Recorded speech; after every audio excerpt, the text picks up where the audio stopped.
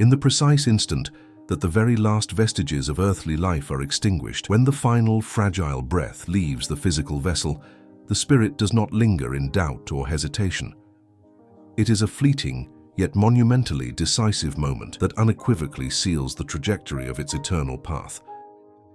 Allan Kardec, with a clarity that was both sharp and deeply penetrating, painstakingly charted the uncompromising landscape of the beyond, offering a guide that makes no allowances for illusion and divides humanity's spiritual progress into 7 distinct categories of evolutionary worlds.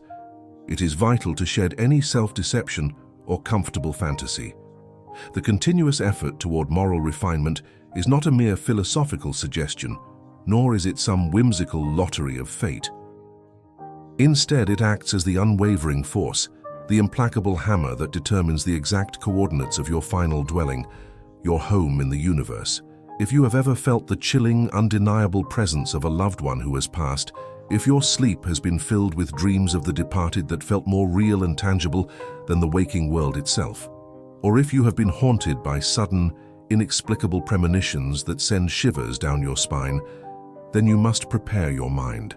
What you are about to assimilate will not only illuminate the causes behind these profound mysteries, but will also irrevocably alter your understanding of the relationship between life and the phenomenon of death. Here lies the raw, often unsettling truth that most people instinctively shy away from. You do not simply go where you imagine you will go after mortality ceases. Kardec, documenting his findings with an incisive and direct hand, recorded in the Spirit's book that a staggering majority, a shocking 90% of humanity currently inhabiting the earth, is confined to cycling through just 3 of these 7 spiritual worlds, and of these, one particular realm is depicted as being so fraught with desolation and terror that the most highly evolved spirits, in their boundless mercy and profound wisdom, prefer to avoid detailing its horrors. It represents an abyssal depth of suffering that defies the limits of human imagination and comprehension, a spiritual quagmire born entirely from the soul's own intense vibrational disharmony. Over the course of the following narrative, the curtain will be drawn back, the layers of illusion stripped away to fully unveil these 7 destinations awaiting the soul. More importantly, the essential knowledge will be shared, the vital secret to securing a place in the more elevated worlds before the biological clock stops its relentless ticking and the opportunity for inner change is lost forever, perhaps for centuries. This journey through the spiritual geography demands an open mind and a sober recognition of the profound responsibility that moral choices carry throughout a lifetime. It is a profound and often overlooked reality that even now, as you absorb these very concepts, countless spirits originating from worlds in the most primitive stages of existence are undergoing their first ever physical incarnation on Earth. Consider the monumental implications of this fact. These are souls that are, in the strictest sense of spiritual awareness, newly born, arriving from planetary bodies where life has barely begun its fragile, nascent stirrings, where existence was dominated entirely by base instinct and a deep, primordial obscurity. Kardec's accounts describe them with surgical precision as beings still crawling, barely managing to navigate the very first, lowest rungs of the infinite spiritual evolutionary ladder. Try for a moment to truly imagine a spirit that, across untold eons, wandered in a state of nearly complete unconsciousness, immersed within the most rudimentary life forms, where unchecked impulse served as the sole guide to its survival. Then, abruptly, for the first time in its limitless journey, this spirit awakens to the nascent capacity, the mere potential, to distinguish between the concepts of good and evil. This awakening is a moment of cosmic significance, akin to a person blind from birth suddenly regaining sight in a brilliant flash of divine illumination and witnessing the complexity of the world for the first time. These earliest, primitive worlds, as revealed through Kardec's investigations, function as vast cosmic laboratories, spiritual forges where the individual consciousness, under the ceaseless and unwavering scrutiny of the divine law, gradually and painstakingly unfolds. This blossoming occurs step by step, forged within the crucible of primordial challenges and survival instincts.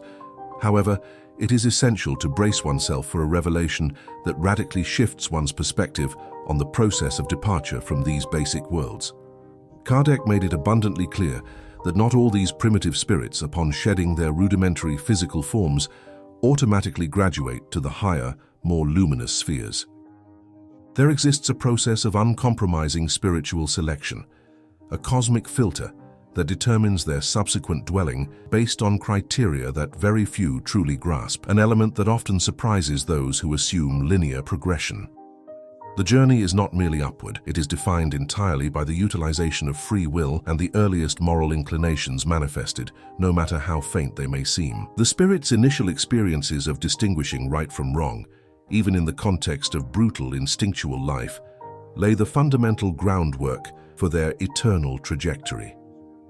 The very planet we inhabit, this sphere where we breathe, love, and inevitably suffer, is categorized by Allan Kardec as belonging to the second major tier, the worlds of expulsion and trials.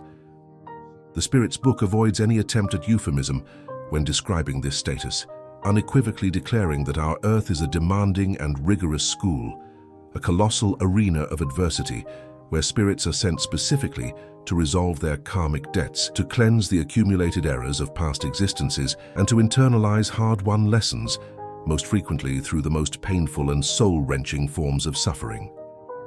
Yet, here is the deeper revelation, one that few in the material world dare to contemplate directly. Our presence here is absolutely not random or coincidental.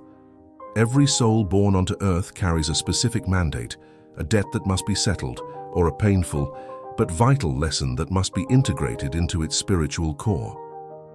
The elevated spiritual entities, those who oversee these immense cosmic mechanisms, maintain an immaculate and exact record, a perfect spiritual ledger, for every single soul embarking on this difficult material incarnation. This means that your current life, complete with its seemingly insurmountable challenges, its persistent illnesses, its agonizing losses, and its fierce internal and external conflicts, was meticulously designed and planned before you ever drew your first physical breath. It is as if, prior to birth, the Spirit signed a profound cosmic contract, a sacred pact with the universe itself, agreeing willingly to immerse itself in specific, necessary experiences. The purpose is singular: to forge its spiritual evolution in the intense, purifying heat of tribulation, to polish and refine its essence on the brutal anvil of suffering, thereby accelerating the ascension process. The recognition of this pre-existence agreement fundamentally changes how one views adversity, transforming suffering from meaningless cruelty into a chosen opportunity for exponential spiritual growth. The Earth is, therefore, not a place of punishment, but a vast, purposeful laboratory, designed for maximum moral remediation under difficult but necessary conditions. Despite the enormous effort and the frequently overwhelming pain experienced in the worlds of trials, many spirits who shed their physical bodies do not automatically receive the grace of ascending to the superior spheres. There is an intermediate destination, a vibrational state that is dense, suffocating, and often terrifying, which the spiritual doctrine refers to as the umbral or limbo. The events that unfold in this region have the power to utterly shatter the common, comfortable assumptions about what happens after death. The umbral is not a physical world like Earth. It is not a place that can be traversed by the physical senses. It is a spiritual region characterized by heavily oppressive vibrations and saturated, dense energy, drawing in spirits who cling desperately and obsessively to material existence even after their biological link to it has been severed. Allan Kardec, relying both on his own observations and the detailed reports received from communicating spirits, chronicles the agonizing experiences of souls who remained suspended in a state of semi-consciousness for vast periods, years, decades, even centuries, suffering profoundly without even grasping the fundamental truth that they had, in fact, died. It is comparable to being trapped in a psychological and spiritual vacuum, a dimension of perpetual torment where the perception of time is terrifyingly warped, stretching and contracting in random, unpredictable ways. In this state, the mental anguish and self-inflicted guilt manifest with the excruciating intensity of genuine physical pain, making the suffering utterly real to the spirit. The spirit's prolonged stay in this dimension is not an external arbitrary punishment, but a direct and inevitable consequence of its own relentless vibrational resonance. Their inner state of turmoil, their unaddressed negative emotions, and their overpowering material attachments form the very energetic shackles that bind them to this dense, unhappy realm. It is critical to fully grasp Kardec's profound insight into the liberation from the umbral, as it entirely refutes any notion of capricious divine retribution. Spirits remain bound to this dark region solely due to their own inflexible vibrational signature.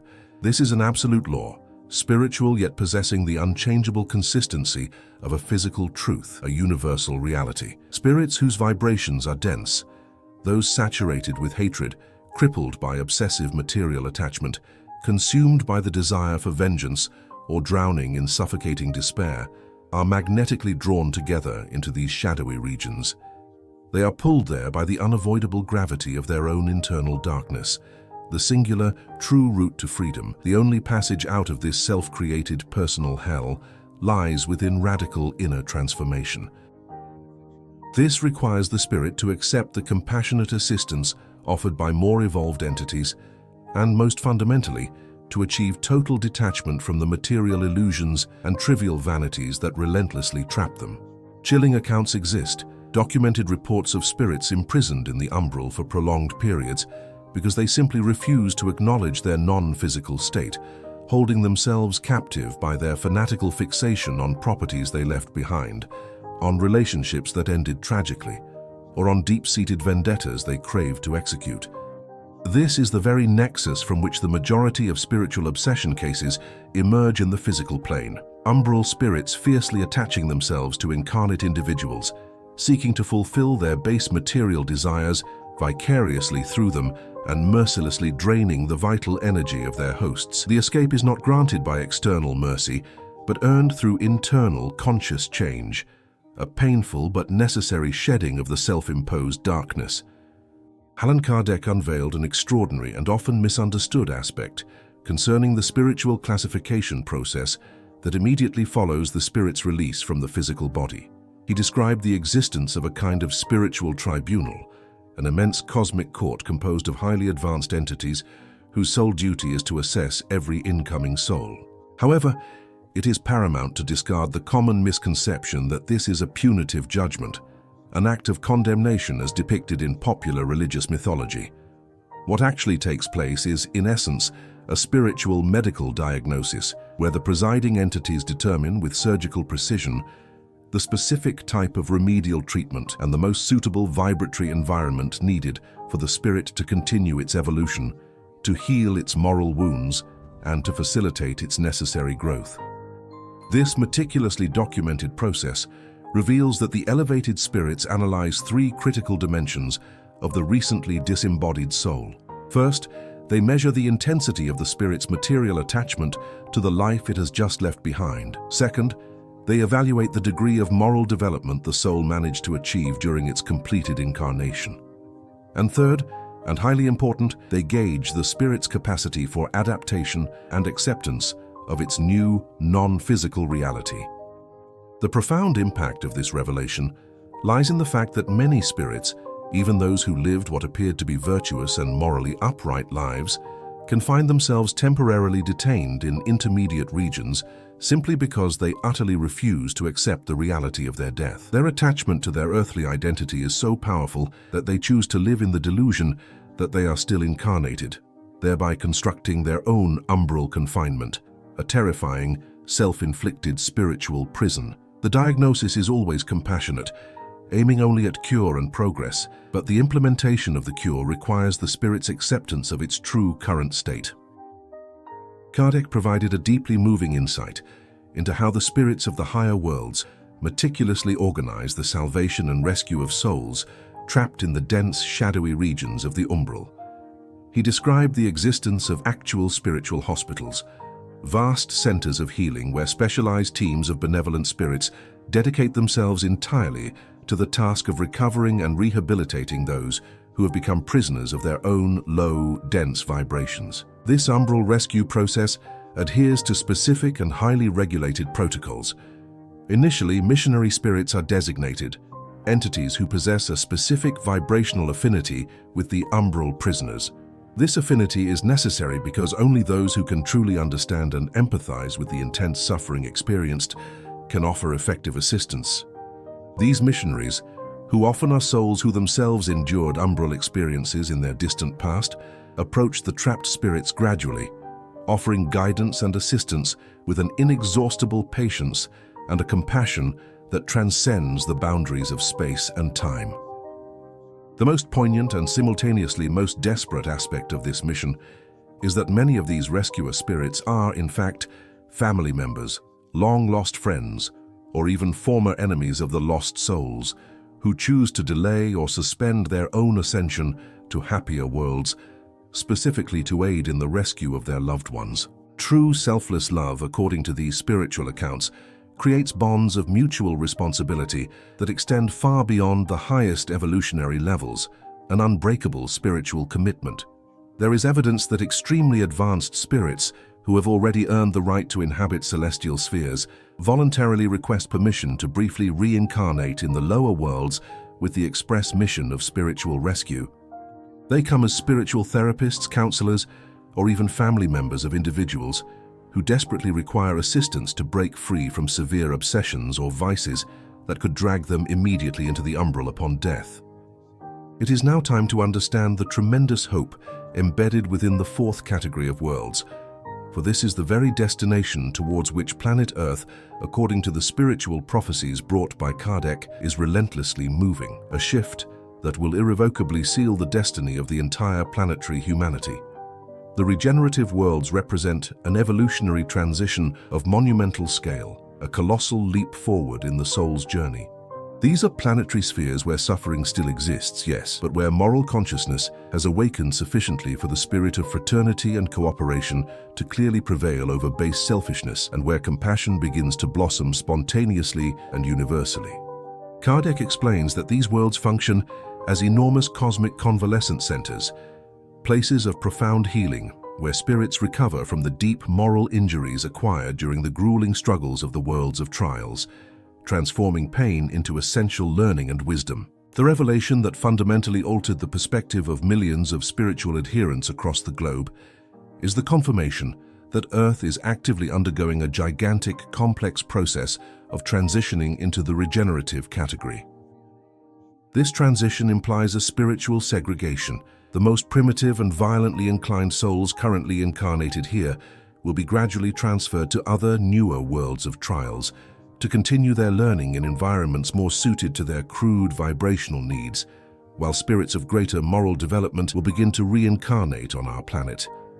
Humanity, in effect, is undergoing a colossal cosmic examination, a natural selection process that is fundamentally spiritual. This planetary shift, Kardec revealed, began in the 20th century and will accelerate dramatically in the centuries to come. Those spirits unable or unwilling to keep pace with this collective moral evolution will be required to continue their learning curve on other, more challenging worlds of trial. We now move past the transition worlds and must try to conceive of entire planets where the very concept of war is obsolete, where selfishness was completely eradicated millennia ago, and where every living being collaborates naturally and harmoniously for the collective good. These are the happy worlds, the fifth major category of spiritual destinies, the true paradise awaiting the souls who consistently strive for moral perfection. In the happy worlds, as described through Kardec's accounts, goodness is the absolute norm, prevailing spontaneously and effortlessly, and virtue constitutes the very essence of existence itself. There is absolutely no need for coercive laws, police forces, or punitive measures, because every single spirit acts instinctively, guided purely by unconditional love, profound compassion, and accumulated wisdom.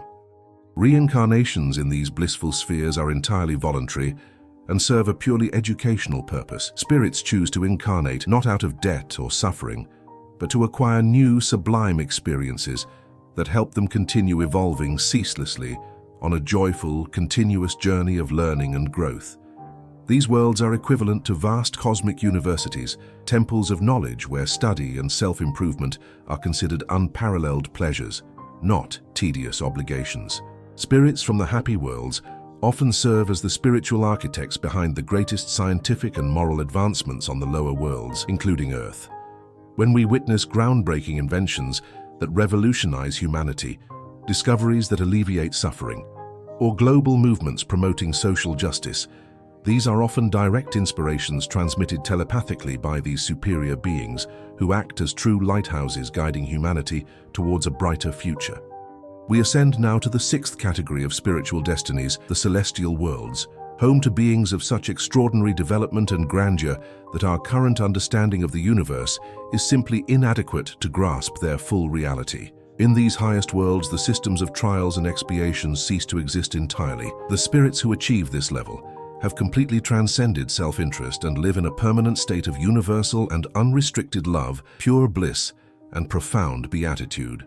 Kardec relayed descriptions of spirits from the celestial worlds who function as cosmic administrators, charged with supervising the evolution of entire solar systems, meticulously coordinating the complex reincarnation processes of millions of souls concurrently, and serving as indispensable intermediaries between the lower worlds and the very highest divine spheres. Their wisdom is so vast, so penetrating, that they possess the instantaneous ability to comprehend the full karmic consequences of every single action across multiple future lives, perceiving the intricate threads of destiny with total clarity. The most moving aspect is that these supremely elevated spirits still choose on occasion to voluntarily return to the lower worlds for highly specific missions. They manifest as great social reformers, revolutionary scientists, influential spiritual leaders, or inspirational artists. Their sole objective in returning is to accelerate the moral evolution of less developed humanities, guiding entire populations toward the light. It is as if the universe sends special agents, divine emissaries, to intervene at crucial junctures in our evolution, providing the necessary impulses to propel us forward. Finally, we arrive at the seventh and ultimate spiritual destination, the most sacred and intensely mysterious of all, the divine worlds, or spheres of absolute purity. Here, we speak of spirits who no longer require reincarnation. They have attained the relative perfection possible for created beings and exist in direct, perfect communion with the Supreme Will, immersed in a state of indescribable beatitude and a peace that utterly transcends all human comprehension. Kardec, when questioning the spirits about these supreme beings, received responses that revealed these pure entities directly cooperate with God in the administration of the entire universe, acting as divine ambassadors who execute the cosmic laws across every dimension of creation. Their power is so immense that they can participate in the formation of new worlds, direct the evolution of entire species, and coordinate processes spanning millions of years, actively shaping the very fabric of reality.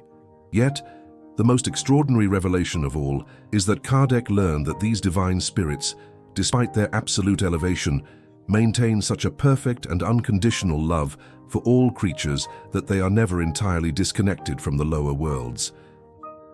Through hierarchical chains of intermediary spirits, their benevolent influence permeates even the most primitive spheres, inspiring the progress and evolution of all life forms in every single living being. This confirms that there is an invisible, yet utterly real connection between the individual human spirit and these supreme divine spheres. Every noble thought you entertain, every act of selfless love you perform, and every moment of genuine compassion you experience instantly tunes you, if only momentarily, into these highest vibrations. Having now explored these 7 distinct levels of spiritual evolution, the ultimate question demands an answer. In which of these worlds does your own spirit currently reside? The answer to this fundamental inquiry is not determined by your religious affiliation, your socio-economic status, or the level of formal education you attained. It depends entirely and exclusively on your practical demonstration of love, compassion, and selfless service toward others. Kardec, through the communications of the higher spirits, revealed an infallible method for assessing one's current evolutionary level. Simply observe your spontaneous, immediate reaction when confronted with the suffering of another. If your first impulse is an overwhelming desire to help without the slightest expectation of return, your spirit is already vibrating at frequencies consistent with regenerative or even higher worlds. If, however, your initial reaction is indifference or worse, a secret satisfaction at the misfortunes of others, your spirit still requires significant purification through many more incarnations in the worlds of trials. The immense hope offered by the spiritual doctrine is that, regardless of your current standing, progress is not only possible but inevitable. Every single act of kindness, every moment of genuine forgiveness, every conscious choice of love over selfishness actively accelerates your spiritual development. It is as if you are given the opportunity each day to cast a vote for your own eternal destiny. The time a spirit spends in any given world category is not a fixed sentence. Rapid evolution is always possible, a factor determined by the intensity and quality of one's moral decisions. The documented accounts show that many of the hardships, physical limitations, and family difficulties faced in this life were, in fact, self-chosen by the spirit before incarnating. Opportunities requested to develop essential virtues such as patience, humility, compassion, or material detachment. Furthermore, the final difference between stagnation and swift advancement is revealed through the cosmic graduation tests, the capacity for genuine, heart-deep forgiveness, even towards one's bitterest enemies. The gradual internal detachment from material possessions and social recognition, and crucially, the attainment of a state of permanent spiritual joy, a profound inner peace that remains unshaken by external circumstances. The reality of your destiny after death is not a predetermined fate handed down by external forces, but a path being actively written by you in every moment, with every moral decision you make. The 7 spiritual worlds await your arrival, but the choice of direction is entirely and eternally yours.